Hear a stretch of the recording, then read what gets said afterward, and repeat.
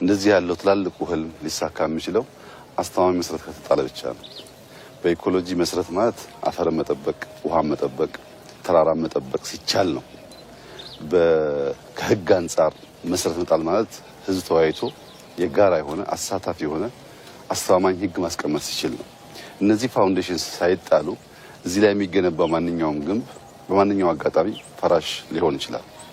አሁን እየሰራን ያለው ለልጆቻችን ነው። ተስፋ ነው የምንተክለው፣ ነገን ነው የምንተክለው፣ ኢትዮጵያን ነው የምናለብሰው። ይህ ደግሞ የሚሆነው በትብብር ነው። መላው ኢትዮጵያ ህዝብ ወጥቶ የሚያደርገው ጥረት ነው። ይህ ጥረት ከዚህ ቀደሙ ኢትዮጵያ የቀረ አይመስለኝም። ብዙዎች ሬኮግናይዝ አድርገውት የኢትዮጵያን ፋና ለመከተል የኢትዮጵያን አካሄድ ለመከተል ጥረት እያደረጉ ይታያሉ።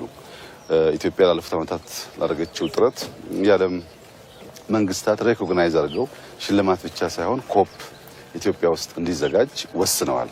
ኮፕ ማለት በዓለም ኢንቫይሮንመንትን በሚመለከት በጣም ትልቁ ስብሰባ የሚካሄድበት ማለት ነው። ከ80 ሺህ እስከ 100 ሺህ ሰው የሚሳተፍበት ቢያንስ እስከ 100 መሪዎች የሚሳተፉበት ማለት ነው። እንደዚህ አይነቱን ትልቅ በዓል ኢትዮጵያ አዘጋጅታ አታውቅም። ከሰሃራ በታች ያሉ ሀገራት አዘጋጅተው አያውቁም። ለኛ ትልቁ ብስራት የሚሆነው ዓለም የለበሰች ያማረች እያደገች ያለች ተስፋ ያላት ኢትዮጵያን ከብዙ ንግግር በላይ ገልጠን ለማሳየት የኛን ተጨባጭ ልምድ ለማካፈል ትልቅ መድረክ ነው። በዛው ልክ ደግሞ የምናገኛቸው ጥቅሞች በርከት ያሉ ናቸው። እኛ ኮፕን አስታከን አመቱ ሙሉ ኢትዮጵያን እንገነባለን፣ እንተክላለን፣ እናጸዳለን፣ እናፈርሳለን፣ እንገነባለን። ኢትዮጵያን እየገነባን ምክንያት አድርገን በመጠቀም ለዓለም የተባበረ ህዝብ መሰረት መጣል እንደሚችል፣ የተባበረ ህዝብ ሀገር መገንባት እንደሚችል ጥሩ ማሳያ እንደሚሆን ተስፋ አለኝ። ይህንን ጉዳይ ስንሰራ ለልጆቻችን አንድ ማስታወሻ እየተውን ለልጆቻችን አንድ ቁም ነገር እያስቀመጥን ቅርስ እያስቀመጥን እንደሆነ እያሰብን እንስራ። ዛፍ ለዛሬ ትርጉም የለውም፣ ለነገ ግን ትርጉም ብዙ ነው።